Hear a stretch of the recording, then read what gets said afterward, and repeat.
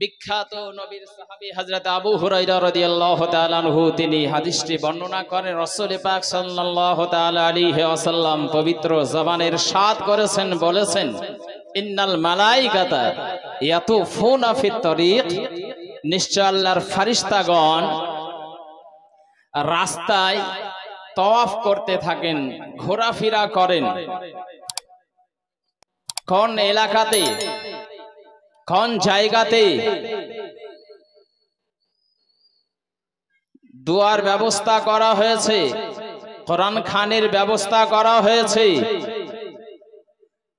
কোথায় মিলাদুন নবী সাল্লাল্লাহু তাআলা আলাইহি ওয়াসাল্লামের ব্যবস্থা করা হয়েছে, কোথায় জালসার ব্যবস্থা করা হয়েছে, এগুলো আল্লাহর ফেরেশতারা খোঁজ করে বেড়ান।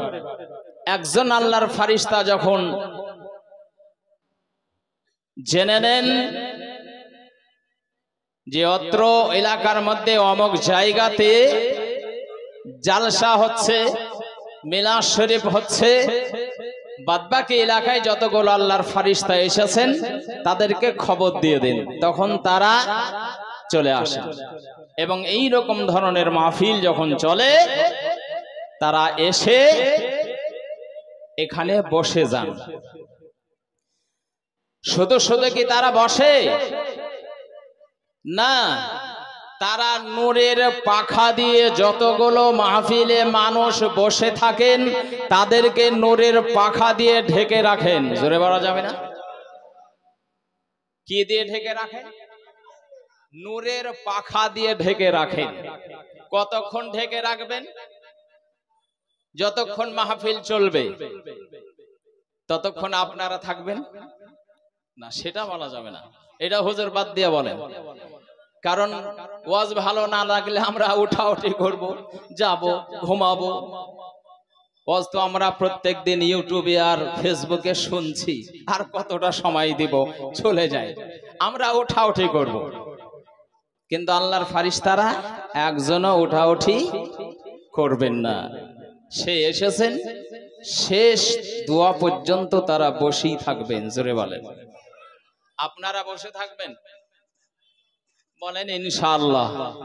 ইনশাআল্লাহ আবার অনেকে ভয়ে বলে না, জান না রে বাবা, এ ওয়াদা করা যাবে না, কারণ আমাকে উঠতে হবে, যেতে হবে। ইনশাআল্লাহর অর্থ হচ্ছে আল্লাহ যদি চান তাহলে ইনশাআল্লাহ আমি শেষ দোয়া পর্যন্ত থাকবো। আমার ভাইয়েরা, আমার মা বোনেরা, আল্লাহর ফেরেশতারা আসার পরে নূরের পাখা দিয়ে ঢেকে রাখেন। যখন শেষ এই মাহফিল যখন শেষ হয়ে যাবে তখন চলে যাবেন কোথায়? আল্লাহর কাছে। আল্লাহ বলবেন, মিনাইনা, তোমরা কোথা থেকে আসছো? আল্লাহকে জানছেন না কোথা থেকে আসছে? কি জানে, কে জানে না? তবু আল্লাহ পাক জিজ্ঞাসা করছেন, তোমরা কোথা থেকে আসছো? তো আল্লাহর ফেরেশতারা বলবেন, মাবুদ, সে ধুলাউড়ি, ধুলাউড়ি বাগানপাড়া এতিমখানা মাদ্রাসার সংলগ্ন একটি ময়দানে, সেখানে জালসা চলছিল, আল্লাহ সেখান থেকে আমরা আসছি। আল্লাহ জিজ্ঞাসা করবেন, সেখানে আমার বান্দা বান্দীদেরকে তোমরা দেখে এসেছো কি অবস্থায়? বলে, ইয়া রাব্বাল আলামিন, তাদেরকে তো আমরা দেখে আসলাম আপনার ভয়ে ভীতু হয়ে, জাহান্নামের ভয়ে, আপনার শাস্তির ভয়ে, জান্নাত পাওয়ার আশাতে তারা শেষ পর্যন্ত বসেই ছিল। তো আল্লাহ পাক ফেরেশতাদেরকে তখন বলবেন, হ্যাঁ আমার ফেরেশতারা আমাকে কি আমার বান্দা বান্দিরা কি দেখেছে নাকি? বলে, না, তা তো দেখেনি আল্লাহ। আমার কি জাহান্নাম তারা দেখেছে নাকি? বলে, তাও তো দেখেনি আল্লাহ। বলে, জান্নাত? বলে, না। তো আমাকে না দেখে তাদের এত ভয়? তাহলে আমাকে যদি তারা দেখে নিত তাহলে কি করত? ফেরেশতারা তার উত্তরে বলবেন, মাবুদ, তারা যদি আপনাকে দেখে নিত তাহলে কত যে তারা উপাসনা আপনার করত তা আমরা মুখের ভাষায় প্রকাশ করতে পারবো না। আল্লাহ পাক তার উত্তরে সঙ্গে সঙ্গে বলবেন, ইন্নী গাফারতু লাহুম, যতগুলো সেই মাহফিলে মানুষ বসেছিল আমি আল্লাহ তাদের সব রকমের গুনাহগুলোকে ক্ষমা করে দিলাম। আর একটু জোরে বলা যাবে না?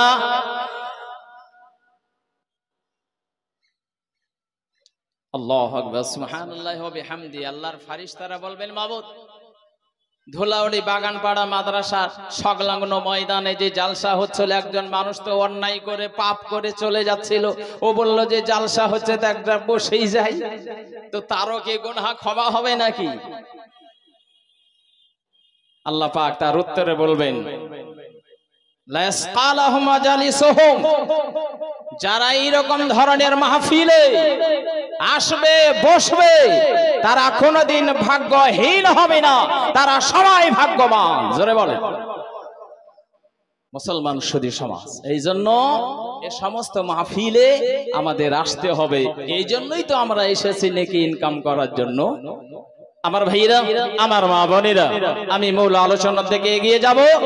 ভাইরা আমার মা বোনেরা, বিশ্বনবী রাহমাতুল লিল আলামিনকে মহব্বত করতে হবে, ভালোবাসতে হবে। এই ঘরটি হচ্ছে আপনার নবীর ঘর। বিশ্বনবী রাহমাতুল লিল আলামিন, দয়ার নবী রাহমাতুল লিল আলামিন বলেছেন, আল মসজিদু বাইতুল্লাহ আল মাদ্রাসাতু বাইতি। মসজিদ হচ্ছে আল্লাহর ঘর, মাদ্রাসা হচ্ছে আমার ঘর।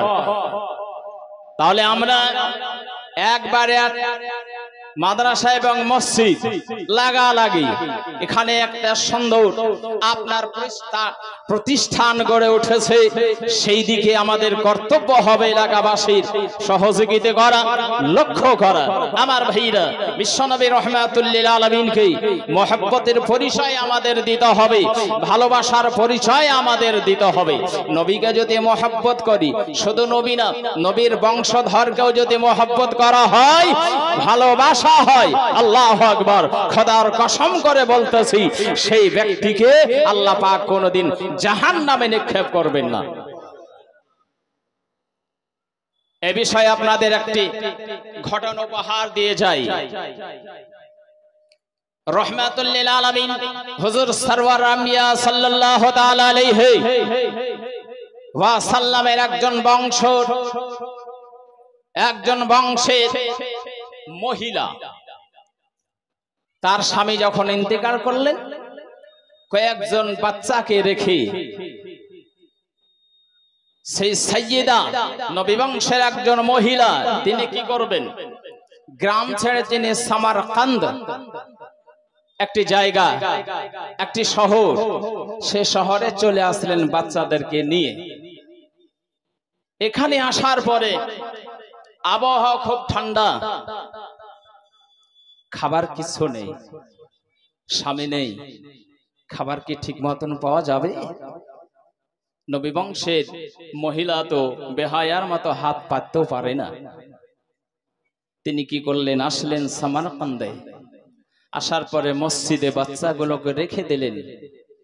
নবী বংশের মহিলা বাচ্চাদের চোখের পানি আর সহ্য করতে পারলেন না। বাচ্চারা ডান দিক দিয়ে বলে, মা, কয়েকদিন ধরে অনাহারে আছি, পেটে কি কিছু খাবার পাবো না? কতদিন এইরকম অবস্থায় থাকবো মা, আর সহ্য করতে পারি না। বাম সাইড থেকে আর একটি বাচ্চা চিৎকার করে বলে, মা, আমি সহ্য করতে পারছি না, খিদের জ্বালায় আমি আর থাকতে পারবো না মা, আমি বোধহয় মারা যাবো। ভাই চোখ দিয়ে ঝরঝর করে পানি গড়লো। ঠিক আছে বেটা, তোমরা মসজিদেই থাকো। সেই জননী মা, দয়ার নবী রাহমাতুল লিল আলামিনের বংশের একজন মহিলা, বাচ্চাদের খাবারের জন্য, তাদের খিদাগুলো নিবারণ করার জন্য, মার সহ্য করতে না পেরে মসজিদে বাচ্চাগুলোকে রেখে দিয়ে সামারকান্দের রাস্তা দিকে এসে লক্ষ্য করতেছেন, কয়েকজন মানুষ এক জায়গাতে আপনার বসে রয়েছেন। সেই জায়গাতে যাওয়ার পরে সেই সাইয়্যিদা নবী বংশের একজন মহিলা, তিনি একজন মানুষকে ডাক দিয়ে বললেন, পর্দানাশিনী হয়ে আদবের সহিত তিনি ডাক দিয়ে বললেন, ও ভাই, ওই মানুষটার খুব সেবা যত্ন হচ্ছে, ওই মানুষটার খুব সম্মান আপনার করতেছি, ওই মানুষটার পরিচয়টাকে আমি জানতে জানতে পারি। ওই মানুষটি তিনি ডাক দিয়ে বললেন, হ্যাঁ বোন, ওই মানুষটা হচ্ছে শহরের তিনি কমান্ডার ও নেতা সর্দার। উনি জাতিতে মুসলমান। নবী বংশের মহিলাটি চোখের পানিগুলো মোছায়া দিয়ে গুটি গুটি পা করে একটু দূর থেকে মহিলাটি ডাক দিয়ে বলে, ও ভাই মুসলমান, আমি একজন মুসলিমা, একজন নবী বংশের মহিলা সাইয়্যিদা, আমি বলতেছি আমার স্বামী দুনিয়াতে বেঁচে নাই, মারা গেছে। বাচ্চাগুলোকে আপনাদের দেশে আমি নিয়ে এসেছি, মসজিদে বাচ্চাগুলোকে আমি রেখেছি। বাচ্চাগুলোর কোনো খাবার আমি দিতে পারিনি, খিদের তাড়নায় বাচ্চাগুলো ক্রন্দন করতেছি, কান্না করতেছি। ও ভাই মুসলমান, তাই আপনার কাছে আমি অনুরোধ করতে চাই, আমার জন্য আমি আপনার কাছে হাত পাততে পারি না। ওই বাচ্চাগুলো, কচি কচি বাচ্চাগুলো চোখ দিয়ে ঝরঝর করে পানি গড়তেছি। আমি নবী বংশের মহিলা, আমি জানি নবী নিষেধ আমাদের করে দিয়েছেন, কারো দরবারে কারো দ্বারে হাত পাতা চলবে না। ও মুসলমান ভাই, আমার বাচ্চাদের জন্য আপনার কাছে আমি এসেছি, কিছু খাবারের জন্য কিছু আহারের ব্যবস্থা আপনি করে দিন। ওই মুসলমান আপনার বলতেছি, এ মুসলিমা, তুমি যে একজন মুসলিমা, তুমি যে একজন সাইয়্যিদা, তুমি একজন নবী বংশের মহিলা, তার পরিচয় তোমাকে আমাকে দিতে হবে, একবার দেখাতে হবে, আইকা তোমাকে দেখাতে হবে, প্রুফ তোমাকে দেখাতে হবে, তবে আমি বুঝবো তুমি মুসলমান একজন সাইয়্যিদা। যেমন এইরকম ধরনের কথা আপনার বলতেছে, যদি তুমি কোন রকমের আই কার্ড তুমি না দেখাতে পারো, আমি তোমাকে মানবো না, তুমি একজন নবী বংশের মহিলা, আমার দ্বার থেকে তুমি সরে চলে যাও, আমি তোমাকে কিছুই দিতে পারবো না। যেমন এইরকম ধরনের কথা মুসলমানদের আপনার জবান থেকে বেরিয়ে গিয়েছে। ওই সাইয়্যিদা পুনরায় আপনার অনুরোধ না করে চোখের পানিগুলো মুছতে মুছতে ওখান থেকে তিনি পাড়ি দিলেন। আল্লাহ, ইয়া রাব্বাল আলামিন, আল্লাহ তুমি সব জানো, আল্লাহ তুমি সব আমার মনের খবর তুমি জানো। আল্লাহ, ইন্নাল্লাহ আলিমুম বিযাতিস সুদূর, আল্লাহ নিশ্চয়ই তুমি সকল অন্তরের খবর জানে। আল্লাহ, ওগো মাবুদ, আমি বাচ্চার জন্য বেরিয়েছি, আল্লাহ তুমি খাবারের ব্যবস্থা করে দাও মাবুদ। ওগো আল্লাহ, তুমি খাবারের আহারের সুব্যবস্থা করো, না হলে আমি মা তাদের আমি আর দুঃখ সহ্য করতে পারি না। ওই মা চোখ দিয়ে ঝরঝর করে পানি গড়ে যায়, কাঁদে, ওখান থেকে আপনার চলে আসলি। আল্লাহু আকবার, সুবহানাল্লাহি ওয়া বিহামদিহি। মা এমনই আপনার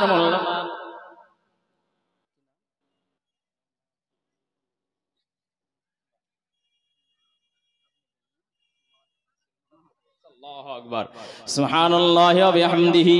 এই দেখেন হযরত আল্লামা মাওলানা মুফতি আবু তাহের সাহেবের জননী মা, দেখুন হয়তো সম্ভবত বাড়িতে রয়েছেন বয়স্ক মহিলা, ওনার যোগ্যতম সন্তানের হাত দ্বারা জননী মা নগদ ১,৫০০ টাকা দান করেছে। একবার জোরে করে আপনার উচ্চ আওয়াজে বলতে হবে, নারায়ে তাকবীর। আরেকটু জোরে বলা যাবে না? নারায়ে তাকবীর, নারায়ে রিসালাত, মাসলাকে আলা হযরত উলামা আহলে সুন্নাহ দানকারী হযরত আল্লামা মাওলানা মুফতি আবু তাহের সাহেবের জননী মা ১,৫০০ টাকার দাতা। নারায়ে তাকবীর, নারা রিসালাত। ইয়া রাব্বুল আলামিন, সেই জননী মাকে আপনি ইমানের সহিত এই সুন্দর পৃথিবী থেকে উঠিয়ে দিন। সকলে পড়ে আল্লাহুম্মা আমিন। তার মনের আশা আকাঙ্ক্ষা ইচ্ছাকে পূর্ণ করুন। সকলে পড়ে আল্লাহুম্মা আমিন। আমার ভাইরা, আমার মা বোনেরা, মায়ের কত দরদ। পৃথিবীতে মায়ের মতো আপন আর কেউ নাই, আছে নাকি? বাবার মতো কেউ নাই। আপনার বন্ধু আমার বন্ধু স্বার্থের জন্য খুলে থাকবে, স্বার্থ শেষ ও বন্ধুর আর টিকে পাওয়া যাবে। কিন্তু মা নিঃস্বার্থে সন্তানদের মহব্বত করে, ভালোবাসে। জোরে বলেন। আমার ভাইরা, আমার মা বোনেরা, এই জননী মা কাঁদে, সন্তানদের জন্য খাবার নাই, কিছুই দিতে পারে না, আহার দিতে পারে না, এই জন্য কাঁদে আল্লাহ পাকের দরবারে। আল্লাহু আকবার, সুবহানাল্লাহ বিহামদিহি। এইভাবে করে কান্না করতে করতে করতে, রাস্তা অতিক্রম করতে করতে আরেকটি জায়গাতে লক্ষ্য করলেন, একটি মোড় মতো জায়গাতে গিয়ে ওখানে কিছু সংখ্যক মানুষকে তিনি লক্ষ্য করলেন, দেখতে পেলেন। ওখানে একটু গোটি গোটি পা করে তিনি হেঁটে গেলেন। একজন মানুষকে ডাক দিয়ে বললেন, ও ভাই, একদিকে একটু এসো না। আপনার আসলি আসার পরে জিজ্ঞাসা করলেন মহিলাটি, নবী বংশের মহিলাটা আপনার ডাক দিয়ে বলতেছে, ও ভাই, এই মানুষটার খুব সম্মান চলতেছে, সবাই শ্রদ্ধা করতেছি, আদবের সহিত আপনার বসে রয়েছে, ওই মানুষটার সম্পর্কে কি আমি জানতে পারি? ওই মানুষটা ডাক দিয়ে তিনি বলতেছে, ও বোন, ওই মানুষটা হচ্ছে জাতিতে আপনার একজন মাজুসি, অগ্নি পূজারী একজন। ওই অগ্নি পূজারী আগুনকে দেবতা বলে মান্য করে, আগুনকে খোদা বলে আপনার মান্য করে। ও বোন, তুমি কি বলতে চাও বলো? বলে ও কি দায়িত্বে রয়েছে? বলে হচ্ছে শহরের মুহাফিজ, এই শহরের দেখাশোনার দায়িত্ব তারই দেওয়া রয়েছে। আল্লাহু আকবার, সুবহানাল্লাহ বিহামদিহি। ওই মানুষটার সঙ্গে আমি কথা বলতে পারবো না, পারমিশন কে আমার হবে না, আমাকে সে হুকুমকে দেবে না, আমার সঙ্গে কে সে কে কথা বলবে না। বলে কেন কথা বলবে না? আমি তাহলে একটু পারমিশন আপনার পক্ষ থেকে নিয়ে আসি। এই বলে ওই মানুষটা যাওয়ার পরে ওই মাজুসির নিকটে আপনার হাজির হয়ে গেলেন। বলে হুজুর, ওই মহিলাটি খুব আদবের সহিত পর্দা নাশিনী হয়ে আপনার সঙ্গে কিছু কথা বলতে চাইবি, আমি কি তাকে ডাকবো নাকি বলো না? ওই মাজুসি ডাক দিয়ে বললেন, যাও যাও, ওকে নিয়ে এসো, কি বলতে চাই আমি একবার শুনি তার মুখ থেকে। ওই মহিলাটিকে আদবের সহিত আপনার নিয়ে যাওয়া হলো। নবী বংশের একজন মহিলাকে আদবের সহিত নিয়ে যাওয়া হলো। ওখানে যখন পৌঁছে গেলেন, বলতেছেন, ও মা, তুমি কি বলতে চাও বলো? বলে হুজুর, আমি একজন সাইয়্যিদা, আমি একজন নবী বংশের মহিলা, আমার কয়েকজন বাচ্চা রয়েছে, মসজিদে আমি তাদেরকে রেখে এসেছি, তারা খিদার তাড়নায় ছটফট করতেছে, আমি মা সহ্য করতে না পেরে বাচ্চাদের জন্য মানুষের দাঁড়ে দাঁড়ে আমি এসেছি। যদি খাবারের কিছু আহার মিলে যেত, খাবার যদি কিছু পেয়ে যেত, ওই বাচ্চাগুলোকে আমি নিয়ে গিয়ে খাওয়াতাম, তাই আমি আপনার কাছে এসেছি। আমি আগে একটা মানুষের কাছে গিয়েছিলাম, জাতিতে সে মুসলমান, ওই ব্যক্তি আমার কাছে আপনার মুসলমানের প্রভ চাইল, সাইয়্যিদার প্রভ চাইল, আমি দিতে তারে পারিনি। যেমন মাজুসি আপনার শুনলো, শোনার সঙ্গে সঙ্গে গোলামকে ডাক দিয়ে বলতেছে, এ গোলাম শোনো, মোটিয়া দেরি করবে না, বাড়িতে যাও, আমার বিবিকে তুমি বলো বিবি যেন পোশাক পরিধান আপনার করে দেয়। তারপরে বিবিকে সঙ্গে নিয়ে এই মহিলাটিকে নিয়ে তাড়াতাড়ি আপনার কি করবে, আপনার তার বাচ্চাগুলো আপনার সঙ্গে করে আমার বাড়িতে তাদেরকে হাজির করবি। আল্লাহু আকবার, সুবহানাল্লাহ বিহামদিহি। এইভাবে আপনার কাজ করা হলো। সঙ্গে সঙ্গে বিবির কাছে আপনার হাজির হলো। বিবি আপনার সাজে আপনার সজ্জিতা হয়ে গেলেন। কয়েকজন আপনার কানিজকে আপনার নিয়ে নিলেন। আল্লাহু আকবার, সুবহানাল্লাহ বিহামদিহি। কয়েকজন দাসিনীকে সঙ্গে নিয়ে আপনার চলে গেলেন, মেয়েটিকে নিয়ে চলো কোন মসজিদে রয়েছে। এই দেখেন একটি যুবক 500 টাকা নগদ দান করেছে। নারে তাকবীর, নারে রিসালাত, দানকারী জিন্দাবাদ। বিরাদানি মিল্লাত ইসলামিয়া, ওই মাজুসির অর্ধাঙ্গিনী সঙ্গে যখন গেলে মসজিদে যাওয়ার পরে বাচ্চাগুলোকে বের করা হলো। তারা মাকে দেখে খুব ছটফট করে, মা কোনো খাবার নিয়ে এসেছে নাকি? বলে হ্যাঁ বেটা, তোমাদের খাবারের সুব্যবস্থা হয়ে গিয়েছি, এই দেখো আমাদেরকে নিয়ে যাওয়ার জন্য এসেছে। ওদেরকে সঙ্গে নিয়ে কোলে করে আপনার নিয়ে যাওয়া হলো সেই মাজুসির বাড়িতে।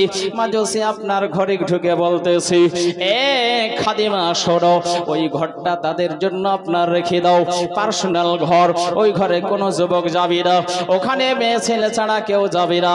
তাদের খাবারের যেন অভাব না হয়, তাদের পোশাকের যেন অভাব না হয়, তাদের সম্মানের জন্য কোনো রকমের আপনার ত্রুটি না হয়, সেবার জন্য কোনো ত্রুটি যেন না হয়ে যায়। আল্লাহু আকবার, সুবহানাল্লাহি ওয়া বিহামদিহি। এইভাবে করে আদর করে সযত্ন করি। তাদের আপনার কি হলো, গোসল হলো, খাবারের আপনার সুব্যবস্থা করা হলো। খাওয়া দাওয়ার পরে আল্লাহ পাকের দরবারে শুকরিয়া জ্ঞাপন করলেন। তারা বললেন আলহামদুলিল্লাহ। বিরাদান মিল্লাত ইসলামিয়া। এইভাবে করে সন্ধ্যা হয়ে গেল। সন্ধ্যার পরে ঈশার নামাজ আপনার কমপ্লিট হয়ে গেল। ঈশারের পরে আপনার মানুষ তো আপনার ঘুমিয়ে যাবে। আল্লাহু আকবার, সুবহানাল্লাহি ওয়া বিহামদিহি। যে আগেকার মুসলমানের কাছে আপনার নবী বংশের মহিলাটা আপনার গিয়েছিলেন, ও আপনার রাতের বেলায় ঘুমিয়েছে। এ মাজুসি যে আগুনকে সারা জীবন দেবতা বলে প্রাধান্য দিত, আগুনকে দেবতা বলে মান্য করত, ওই মানুষটা সেও ঘুমিয়ে গিয়েছে। তার রাতের বেলাতে মুসলমানটা স্বপ্ন দেখতেছি কিয়ামত আপনার শুরু হয়ে গিয়েছে। আল্লাহু আকবার, সুবহানাল্লাহি ওয়া বিহামদিহি। আল্লাহর নবী, দয়ার নবী রাহমাতুল লিল আলামিন এক জায়গায় বসে রয়েছেন। কিয়ামত শুরু হয়ে গিয়েছে, মানুষ খুব ছোটাছুটি করতেছি। আমার দয়ার নবী রাহমাতুল লিল আলামিন বসে রয়েছেন মেন জায়গাতে। আল্লাহু আকবার, সব নিজের প্রাণকে বাঁচানোর জন্য আপনার লক্ষ্য করতেছে, কোথায় বাঁচবো, কোথায় যাব, কার কাছে যাব। দেখা আমার রাহমাতুল লিল আলামিন বসে রয়েছেন সুপারিশ করার জন্য। ওই মুসলমানটা আসার পরে বলে, ইয়া রাসূলুল্লাহ, ইয়া হাবিবাল্লাহ, হুজুর আমি একজন মুসলমান, একটা আমাকে ঢুকতে দিন জান্নাতের ভিতরে। নবী বললেন, তুমি যে মুসলমান, সেই মুসলমানের পরিচয়টা তুমি আমারে দেখাও, আই কার্ড তুমি দেখাও, পরিচয় পত্র তুমি দেখাও। বলে, ইয়া রাসূলুল্লাহ, আবার কিসের পরিচয় দেব? হুজুর আমার কাছে তো সেই রকম কিছুই পরিচয় না। ও পাগল, তুমি পরিচয় আজকে দিতে পারো না। তোমার কাছে দিনের বেলায় আমার একজন বংশের মহিলা গিয়েছিল, তারে তুমি পরিচয় চেয়েছিলে, তারে তুমি খেতে দিতে পারোনি, তাকে আপনার পোশাক দিতে পারোনি। এখন জান্নাত তোমাকেও দেওয়া হবে না। আল্লাহু আকবার, যেমন আপনার বলা ওই মানুষটার আপনার ঘুম ভেঙে গেছি, মুসলমানের ঘুম আপনার ভেঙে গেছি। ওই মুসলমানের আর কি আপনার ঘুম আসে নাকি? আর আসে? ঘুম আসে না, খুব ছটফট করতেছে। কি করা যায়, কখন যাব? সেই সাইয়েদাকে খোঁজ করার জন্য সকালের অপেক্ষা করতেছে। সকাল হয়ে গেল। সকাল হয়ে যাওয়ার পরে কিছু মানুষকে আপনার ডাক দিল, তোমরা খোঁজ লাগাও কোথায় সেই নবী বংশের মহিলা কার বাড়িতে রয়েছে, কোথায় রয়েছে, খবর তোমাদেরকে আমাকে দিতে হবে। এই জন্য কিছু মানুষকে টাকা দিয়ে ভাড়া করে আপনার খোঁজ লাগাতে শুরু করলো। আল্লাহ আল্লাহ, এইভাবে খোঁজ করতে করতে করতে করতে করতে খোঁজ আপনার মিলে গেল একজন মাজুসির বাড়িতে আপনার রয়েছে। মুসলমান হাজির, টাকা পয়সা নিয়ে সেই মাজুসির বাড়িতে হাজির। ও ভাই, তুমি কি দিনের বেলায় একজন মুসলিমা মহিলাকে তোমার ঘরে আশ্রয় দিয়েছো? বলে হ্যাঁ দিয়েছি। তো তো ভাই সে তো মুসলিমা, সে তো আমাদের স্বজাতি, এই জন্য ভাই তুমি আমাকে ওই মহিলাটি দিয়ে দাও। এই কিসের আশায় নিতে আজকে এসেছে? জান্নাতের আশায়। ও যে স্বপ্ন দেখেছে না, সব স্বপ্ন তো আপনার কি হবে? ভুল হবে? সব স্বপ্ন ভুল হয় না। কিছু স্বপ্ন আছে একেবারে বাস্তব সত্য, আবার কিছু স্বপ্ন আছে সেটা অবাস্তব। আল্লাহু আকবার, সুবহানাল্লাহি ওয়া বিহামদিহি। এই মানুষটা যে বলে দিয়ে দাও, সে তো আমার স্বজাতি, ওকে রেখে তোমার লাভটা কি? এ মাজুসি বলতেছে তো তোমার লিয়ে লাভ কি? তোমার লিয়ে কোনো লাভ আছে নাকি? বলে হ্যাঁ আমার তো লাভ আছে। বলে লাভ থাকলেও আর লাভ হবে না দেওয়া। বলে কেন? বলে যে স্বপ্ন তুমি দেখেছো আমি তো একই স্বপ্ন দেখেছি। জোরে বলে, তুমি যে স্বপ্ন দেখে ছুটে এসেছো না, তাহলে তুমি কি করে বুঝলে? বলে হ্যাঁ আমি বুঝবো না। আমার ভাইরা গো, আমার মা বোনেরা, এই মুসলমানটা বলতেছে টাকার লোভ দেখাই। আরে বাবা, আজকাল টাকা দিতে তো সবকিছু চলে। এই যে কিছুদিন আগে ভোট চললো, রে বাপ রে বাপ, দিস ভোটটা বহিন রে। হ্যাঁ হ্যাঁ দিব, 1000 টাকা তোকে দিয়ে দিলাম। আর একজন আসলে বলে দিস বহিন ভোটটা। হ্যাঁ ঠিক আছে দিব, লে তোকে 1000। আর টাকা নিব নিলে মনে হচ্ছে আগে যে খেয়ে বসে আছে ও তো খবর দিচ্ছে না। আরে তুই ভোট দিস না হে না দিস, কত চালাক মানুষরা। আরে তুই ভোট দিস না হে না দিস, তোকে 1000 টাকা আমি দিয়ে দিলাম। আরে বাপরে, হাই রে চালাকি। পরে যখন ফেল হয়ে যাচ্ছে তখন ওর টেম্পার, এই তুই আমাকে ভোট দিস না। টাকাতে সবকিছু করা যায় না। যারা নবীর দিওয়ানা হবে, যারা নবীর প্রেমিক হবে, যারা নবীর আশিক হবে, তাদেরকে টাকা দিয়ে কিনা যায় না, যায় না, যাবে না। এই মুসলমানটা মানে মানে চিন্তা করলো, এই মাজুসিকে টাকার লোক দেখাই। বলে এক কাজ করো, সোনার 1000 টাকা দিচ্ছি, চাঁদির 1000 টাকা দিচ্ছি, 2000 টাকা নাও আর আমাকে দিয়ে দাও। আল্লাহু আকবার, সুবহানাল্লাহি ওয়া বিহামদিহি। বলে তুমি যদি তোমার দেশটাকে আমার নামে লিখে দাও তবুও ওই মুসলিমা নবী বংশের মহিলাকে আমি দিতে পারবো না। জোরে বলেন সুবহানাল্লাহ। আমার ভাইরা গো, আমার মা বোনেরা, যেমন আপনার বলা, বলে তোমাকে দিতে আমি পারবো না, দেব না, দেব না। বলে তুমি ভাই তো একজন মাজুসি, আগুনকে দেবতা বলে তুমি মান্য করো, প্রাধান্য দাও। বলে তাতে কি আছে, যখন মুসলমানটা মুসলিমা মহিলাটি আপনার এসেছি, আমি নবীকে মানতাম না, নবীর ধর্মকে আমি গ্রহণ তখন করিনি, কিন্তু ওই মহিলাটিকে আমি দেখার সঙ্গে সঙ্গে আমি অল ফ্যামিলি সবাই কলমা পড়ি মুসলমান হয়ে গিয়েছি। আমার ভাইরা, আমার মা বোনেরা, এখন আমরা নবীকে মহব্বত করি, নবীকে ভালোবাসি। ওই নবীর মহব্বতে আমরা প্রাণ দিতে রাজি আছি, জান দিতে রাজি রয়েছি। আমার ভাইরা, আমার মা বোনেরা, সেই নবীকে মহব্বত করতে হবে, সেই নবীকে আমাদের ভালোবাসতেও হবে। দেখুন ওই মুসলমান বলে দাবি করেছিল, তারা কোন মুসলমান?